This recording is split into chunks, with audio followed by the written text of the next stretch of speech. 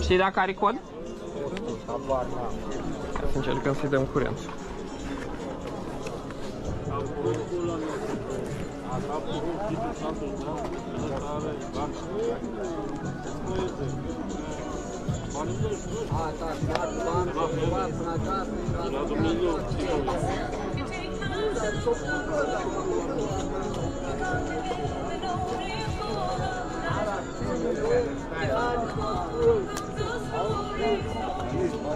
Adică sunt cam atâre.